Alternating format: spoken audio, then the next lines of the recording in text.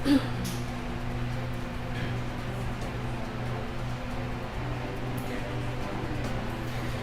evening, Philippines. Good evening, world. Today is Monday, January 18, 2021. So we are here to inform you the latest updates in the world. I am Lloyd Pilata, I am Ira Eunice Pago. bringing you the hottest and the latest news for this hour. This is MK Education Live, current affairs and updates. And for international news, second year of COVID-19 could be tougher, says WHO top emergencies official. The second year of the COVID-19 pandemic may be tougher than the first given how the new coronavirus is spreading, especially in the northern hemisphere as more infectious variants circulate. The World Health Organization, WHO, said on Wednesday, January 13. We are going into second year of this. It could even tougher given transmission dynamics and some of the issues we are seeing. Mike Ryan, the WHO's top emergencies official, said during the event on social media. The world death toll is approaching 2 million people since pandemic began. The 91.1 million people infected. The WHO, in its latest epidemiological updated issued overnight, said after 2 weeks fewer cases reported. About 5 million new cases were reported last week, the likely result of the letdown of defenses during the holiday season in which people in the virus came together. Certainly in the northern hemisphere, particularly in Europe, in North America, we have seen the sort of perfect storm of the season. Coldness, people going inside, increased social mixing and combination of factors that is driving increased transmission in many countries, Ryan said. Amid growing fears that a more contagious coronavirus variant first detected in Britain but now enriched worldwide. Governments across Europe on Wednesday announced tighter, longer coronavirus infections. That includes the home office requirements and the store closures in Switzerland, an extended Italian COVID-19 state of emergency, and the German efforts to further reduce contacts between people blamed of the failed efforts so far to get coronavirus under control. And for the international news, confidence in Chinese vaccines has taken a hit. As coronavirus cases grow, some countries are still pushing ahead. Mass public vaccination programs using a Chinese coronavirus vaccine are underway across Indonesia and Turkey, where tens of millions of people are expected to receive doses of the coronavac shot made by Beijing-based company Sinovac. On Wednesday, Indonesian President Joko Widodo was shown receiving the country's first coronavac shot after the government authorized it for emergency use. While on Thursday, Turkish President Recep Tayyip Erdogan announced he had also received the vaccine. The rollouts come despite a growing number of questions over the effectiveness of the shot, which last week was revealed to have an efficacy rate of just 50.38% in late-stage trials in Brazil, significantly lower than earlier results showed. That rate only barely crosses the 50% efficacy threshold as set by the World Health Organizations, and are lower than the 78% previously announced to much fanfare in China earlier this month. The apparent discrepancy has led to concern among some scientists and shaken international confidence in Chinese-made vaccines, quote-unquote, since many countries are planning to order or have already ordered Sinovac vaccines. It might undermine people's willingness to take them, because people may question the usefulness of the vaccines, said Yan Song-Wan, a senior fellow for global health at the US-based Council of Foreign Relations and expert on the Chinese healthcare system. It could be a potential stumbling block.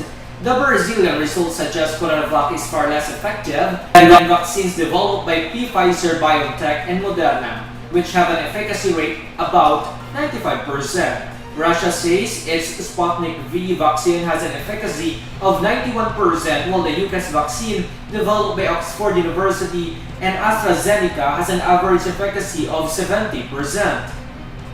The Sinovac vaccine has a lower efficacy rate than its domestic Chinese competitor, developed by the state-owned Sinopharm, which it says has a 79.34% efficacy. Meanwhile, in the national news, UK COVID-19 variant detected in Philippines. Manila, Philippines, the new one more infectious variant of COVID-19, first reported in United Kingdom, has been detected in the Philippines. In a statement Wednesday, the Department of Health at DOH said the Philippine Genome Center, PGC, reported detection of the new variant known as B.11.7. After samples from Filipino who arrived from United Arab Emirates, UAE, on January 7 yielded positive genome sequencing events.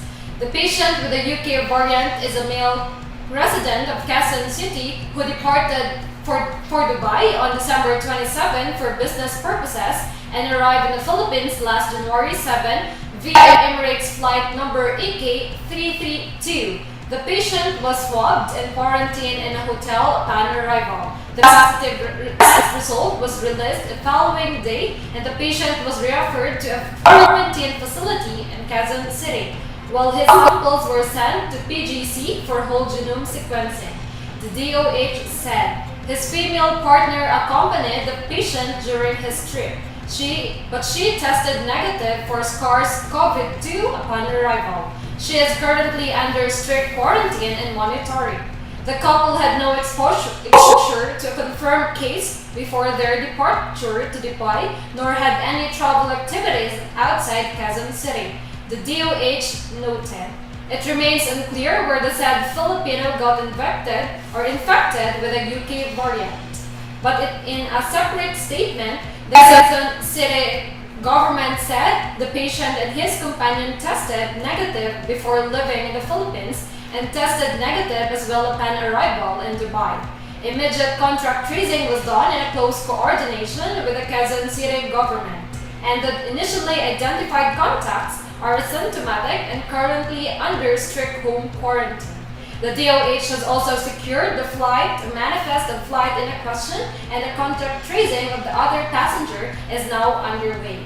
The DOH advises who were aboard Emirates flight number EK332 to get in touch with their barangay health workers. The Quezon City government said it is also waiting for the DOH to submit the list of the passengers who were on the same flight as the patient from Dubai to contact the traced passengers who may be from the city. And for the national news, clear authority for LGUs to deal directly with COVID-19, vaccine manufacturers push. Local government units or LGUs should be allowed to directly negotiate with suppliers of coronavirus disease 2019 or COVID-2019 vaccines, the national president of the League of Presidents of the Philippines said Monday. During the hearing of the House of Representatives Committee on Health, Marinduque Governor Presbitero Velasco Jr. said LGUs should have a clear authority to negotiate with vaccine suppliers. Quote-unquote, our only concern is the authority of local government from the national government to procure directly from the suppliers. Of course, it has to pass through the national government, but we want clear authority to negotiate directly with the suppliers, Velasco said. Likewise said that the national government should also commit that the vaccines procured by LGUs will also be used for their constituents. The National Task Force NTF against COVID-19 Chief and Vaccine SCAR, Secretary Carlito Galvez Jr. earlier said that no company, referring to vaccine manufacturers, will directly go to the private sector of LGUs because they are not authorized to do so, since their product is only an EUA or emergency use authorization. And for the local news, jobless crew of Guimaras wooden boats to get help. Jordan Guimaras, economically displaced crew wool boats grounded by the Marine Industry Authority Marina will get help from the provincial government of Guimaras. On January 1st, Marina stopped operation of all wooden hulled boats servicing Iloilo City, Guimaras route, and vice versa. Their certificate of public convenience already expired and the agency has no plan to renew them. citing its modernization program phasing out wooden boats due to safety concerns. But not all displaced boatmen may be able to avail themselves of livelihood assistance. Those who were able to secure employment with modernized motorboats won't. Around 400 boatmen were adversely affected by Barima Order. The data the provincial government showed. Government Samuel Gumarin is currently discussing with the Provincial Economic Development Office what other assistance may be given to the boatmen.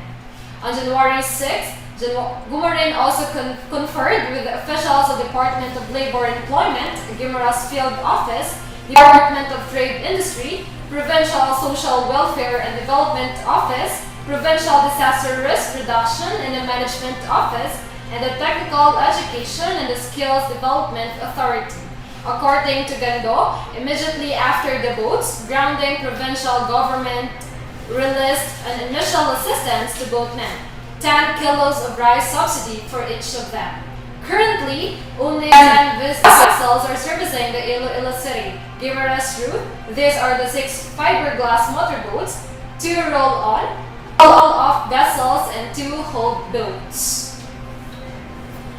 And for the local news, more than 600 motorbangka crew members receive assistance from Bongo. A total of 674 captains and crew members of the terminated wooden-hulled motorbangkas in the province of Guimaras receive assistance from the Office of Secretaries Christopher Lawrence Bongo and the Department of Social Welfare and Development DSWD on January 14, 2021. Distribution of assistance to the 341 members of Jordan Motorbangka Cooperative or JMBC was done at the Jordan Municipal Gym in Poblacion, Jordan Guimaras, while the 333 crew of Buena Vista Motorbangka Owners and Sailors Association or BAMOSA received the relief packages at the distribution activity conducted at Buena Vista Public Market in McLean, Buena Vista, Guimaras. The beneficiaries were given masks, face shields, vitamins, meal and food packs consist of rice, canned goods, biscuits, noodles, and powdered milk. The senator also allocated 32 bicycles to selected recipients and tablets for the children of the affected motorbangka crews that can be utilized under the blended learning setup.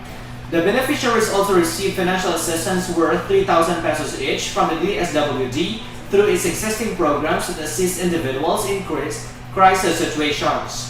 Go also said once the vaccine for COVID-19 is available and deemed the Food and Drug Administration as safe and effective, he and President Rodrigo Duterte will prioritize the poor and the vulnerable. And for the sport news, Bolts Black in the running of Once in a Career Award. Winning the 2020 Philippine Basketball Association PBA Season Top Rookie Honors has crossed Aaron's black mind. We talked about it in a little bit. The Morocco guard told Inquirer last Friday, "I'll be lying to you if I tell you the family that don't want winning the award." The 20-year-old guard turned heads in her first year for Morocco during the All-Filipino Conference at Clark Freeport. Black chalked up averages of 6.6 points, 3.7 rebounds, and 1.7 steals, and provided depth to both sides that knocked off the defending champion San Miguel Beer during the quarterfinals. The pushed eventual winner Barangay Ginebra to 5 games in the final of 4. These are who will say the Black. In fact, in front runner of the rookie plum, after finishing the second statistical points, raised 17.3 behind Roosevelt Adams. Terraferna's versatile forward 20.3, Adams and Dip, however, crushed of the elimination round.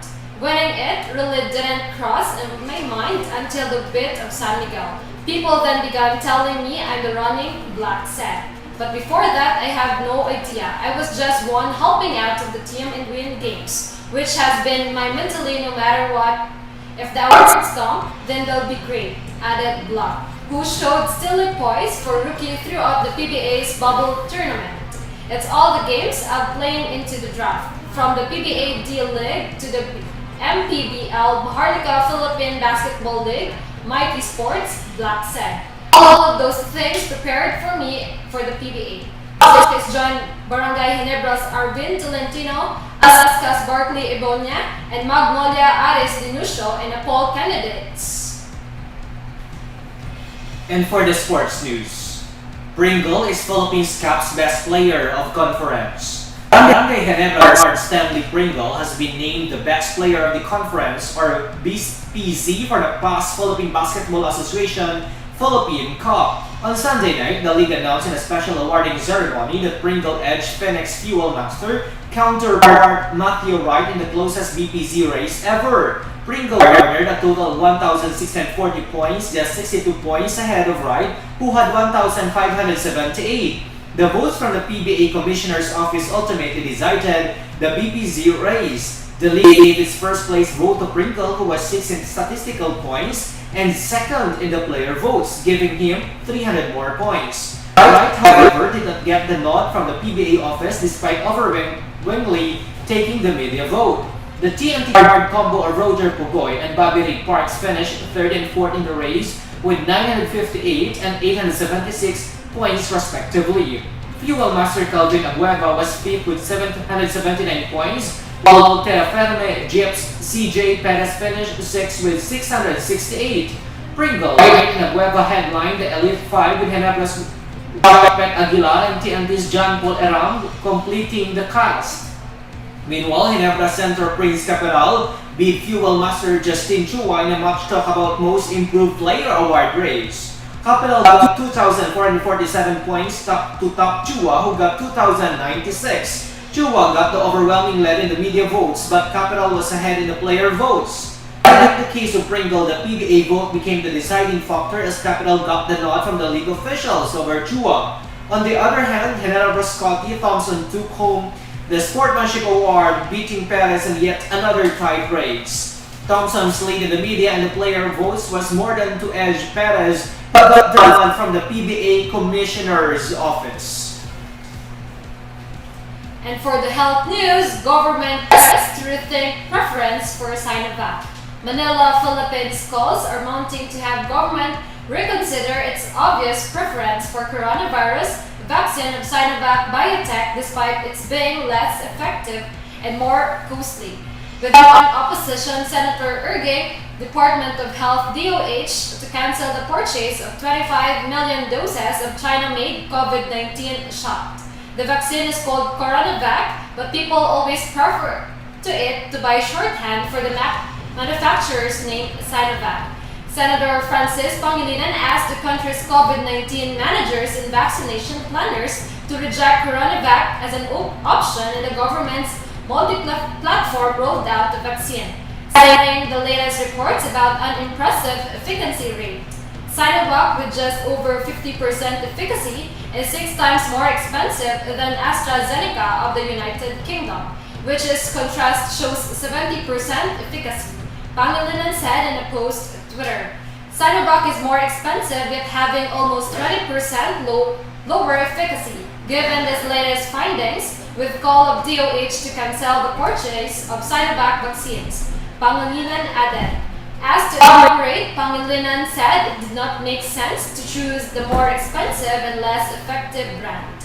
By rejecting Sinovac, the selecting AstraZeneca is another vaccine with a higher efficacy rates. We will be able to vaccinate millions more with better quality vaccines, Pangilinan told the Inquirer in a Viber message. Senator Panfilo Lacson is also took to Twitter to complain about the government pronouncements that only Sinovac shots would be available to Filipinos from February until June, showing, he said, that the Chinese manufacturer was essentially the chosen one.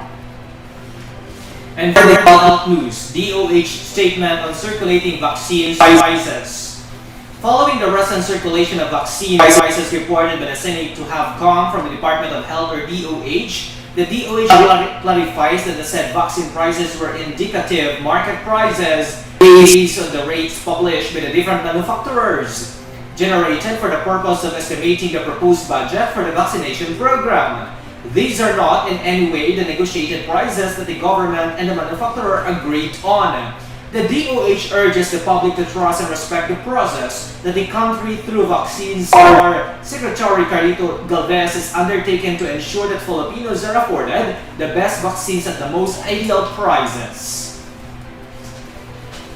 And for entertainment news, Diego Loizaga gives girlfriend Barbie Imperial romantic surprise. Now that he had Barbie Imperial officially a couple, Diego Loizaga is not holding back on expressing his love for her. Imperial shared how stunned she was when Loizaga arranged a surprise for her. Polaroid shots of them stuck into balloons in her room, which was filled with white petals, flowers, and fairy lights, as seen in her Instagram post yesterday, January 13th.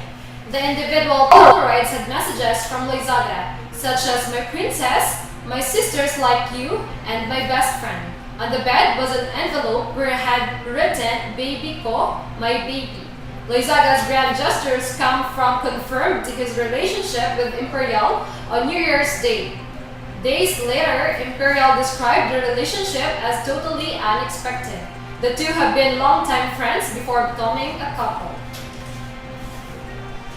And for the entertainment news, Andy Eigenman gives birth to third child.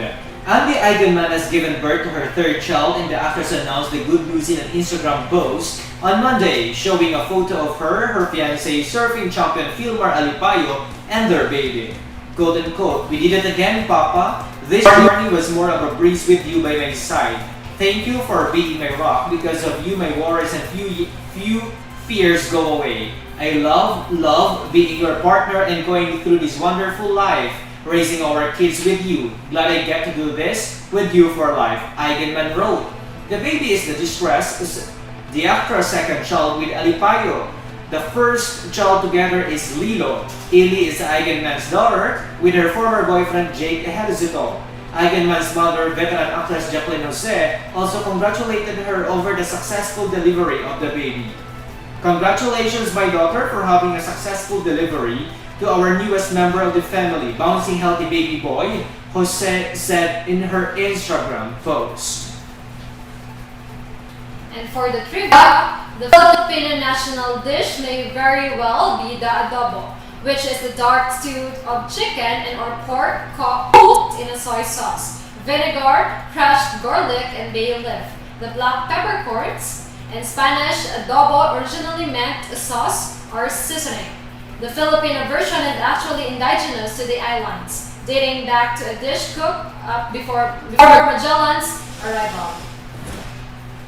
And for the weather news, today, Monday, January 18, 2021, Philippines experienced 29 degrees Celsius. The sun rises at 6:25 a.m. this morning and sets at 5:46 p.m.